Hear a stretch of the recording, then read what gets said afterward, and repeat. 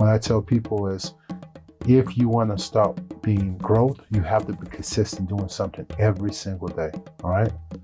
That means for 1 hour, 2 hours a day, you focus on marketing. As an artist, I know that's tough. Yeah. All right.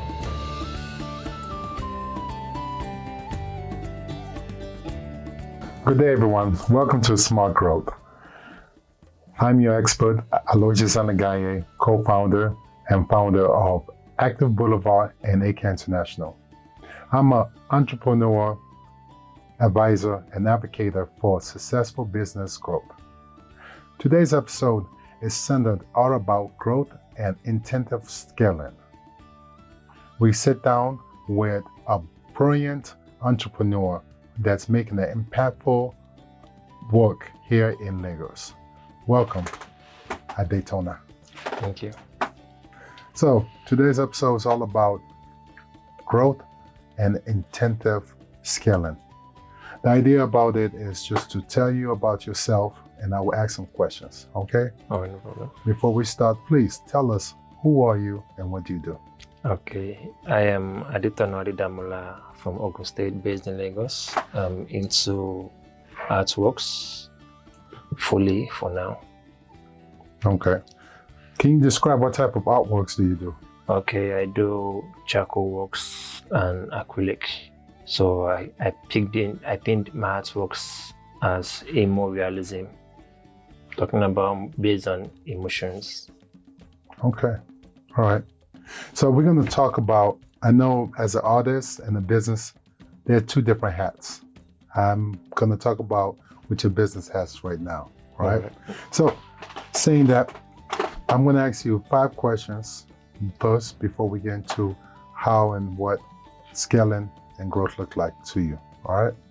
So the first one is, how many clients or collectors do you typically sell to? Well, currently I've not really have collectors for now, but I have clients I've worked with. I've worked with some hotels in Lagos here, and also private collectors, like private people doing that private portrait and all. In all, how many would you say you have that you sold to by number wise? Just this year, at least I've made close to 30 or 40, just this year. Right. So what do you find is the most effective way that you could double that number?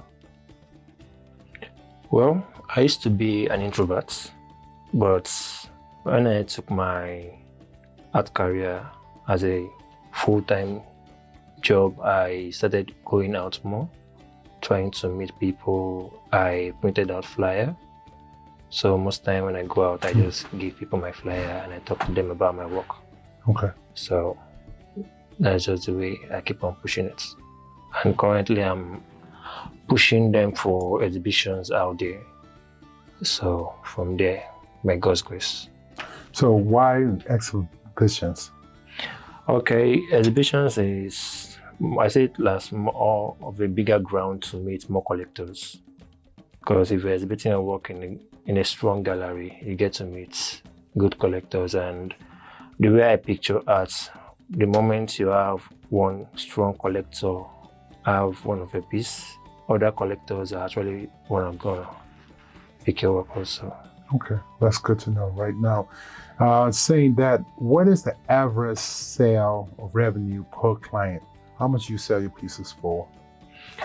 Well, if I'm to do a commission work for someone, my least amount is 70,000, and that's for a private portrait. But if I'm selling my random works, like my main works, I sell them for as 300 above.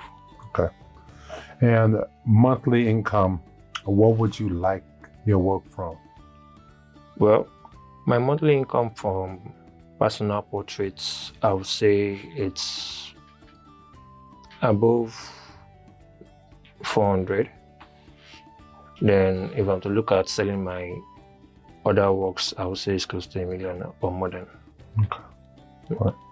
So you have a large range between when you for monthly. So there's a big up and down. Not every month. Not every month. Oh, yeah, okay. let's split that So deal. it goes up and down depending on the month, depending on the sales. Yeah. Okay, because we're going to talk into that and how we can be more consistent in that. All right. And the last part is, we all know that we talked about the different hats, being a creative hat and a business hat. Saying that you got to decide one without the other. How would that help you double your yearly revenue? So with your creative hat, you discuss what style or how would you think about doubling your revenue for the year, and with your business hat, what would you think? And then we can go into what we can come up with ideas behind that. No problem.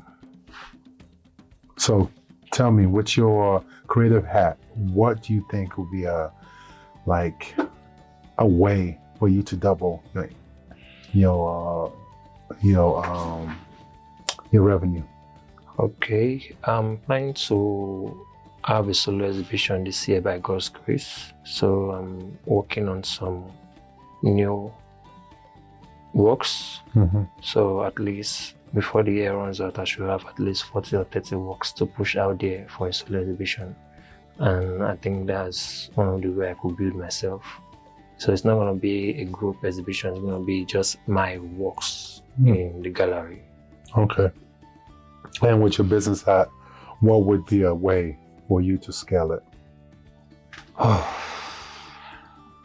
really don't know. That's a great answer. That's a really great answer. See, that's what I try to tell people a lot. So saying don't know is the first step to knowing. So that's a good answer. So I'm gonna kind of break down what I got from this conversation. All right.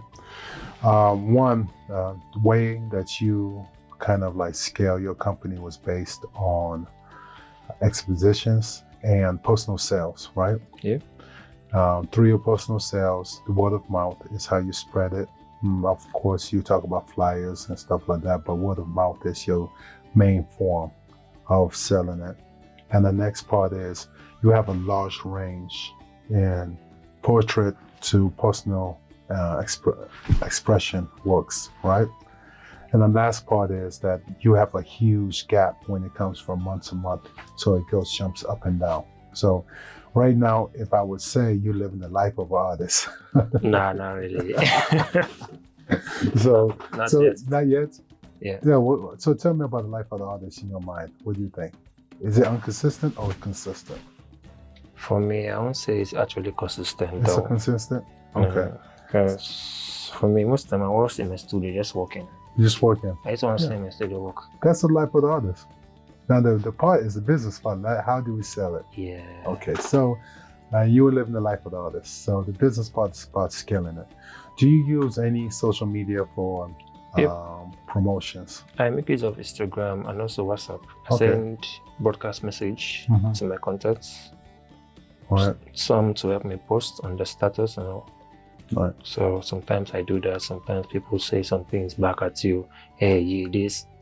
Just laugh about it and just keep quiet. Yeah, which is interesting as an artist. Do you have a webpage? No, not yet. Okay, so that's something that would be interesting that we can talk about. Where you don't have to have a intensive webpage, but I think a website presence could be something that you can think about. Do you have an idea about the demographic or target audience do you look at?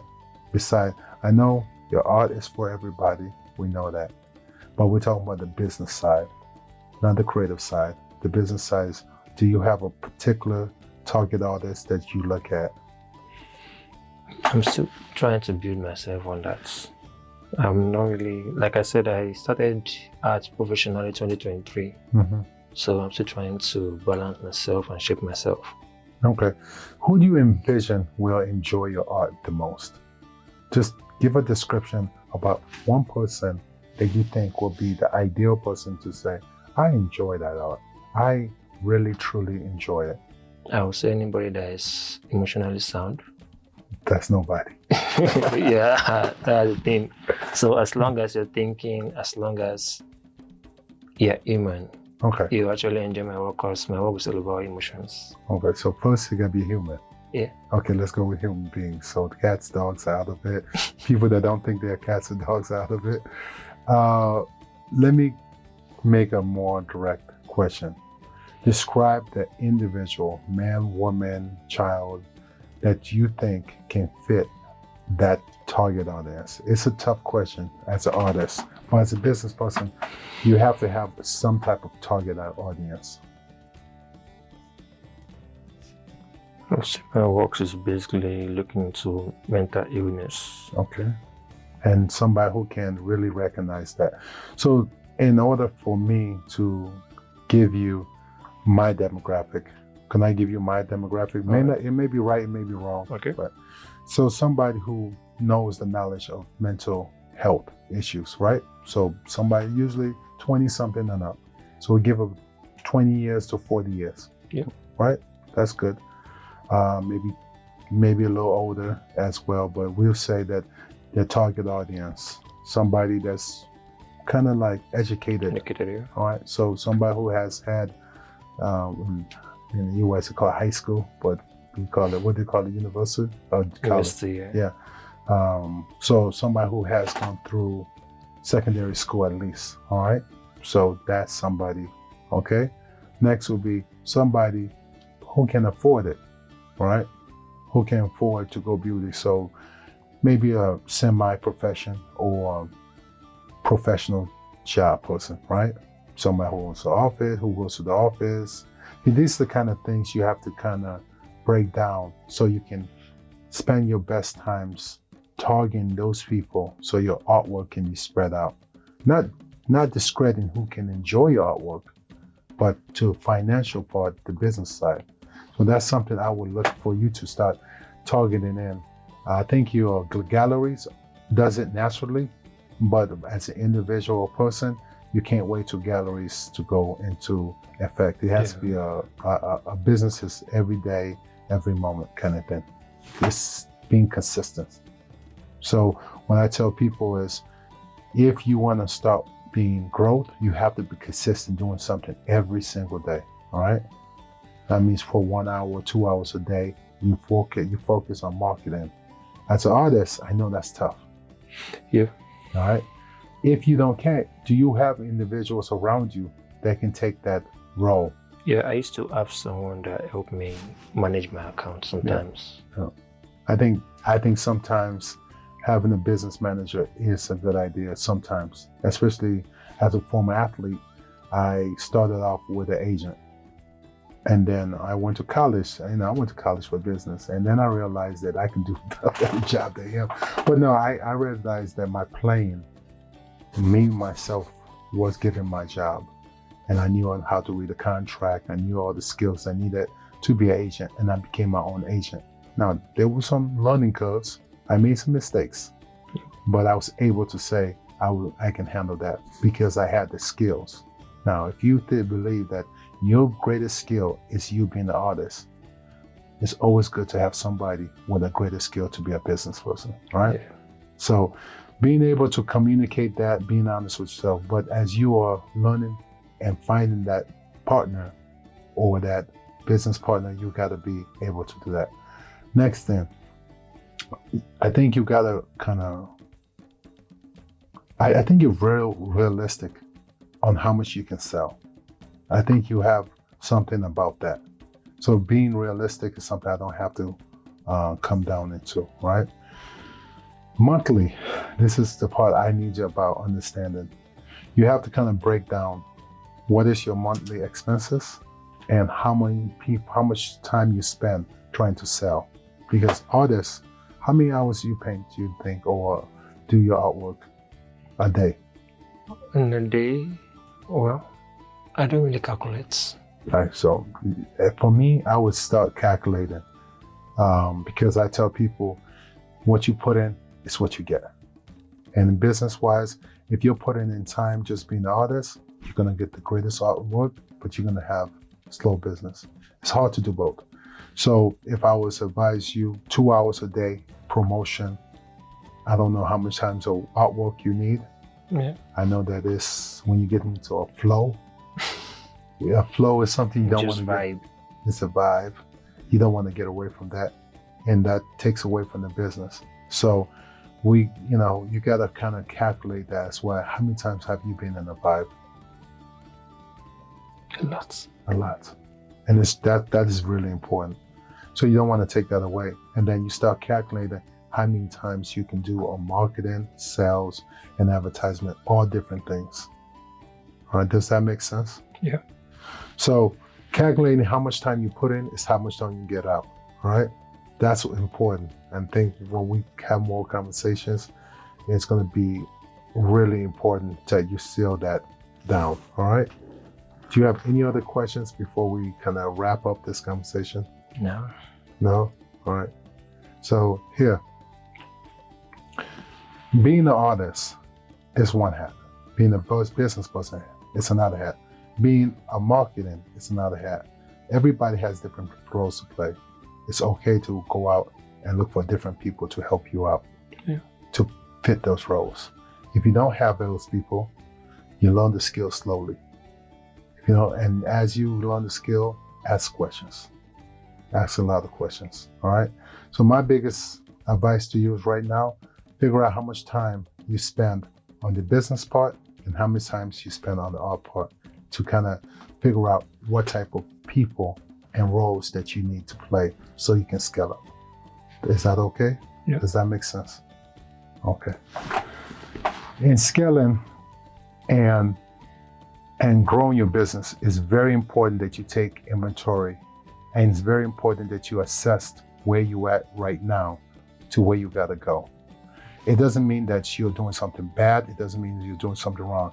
It just reminds you to where you gotta go. Scaling is always something you can measure.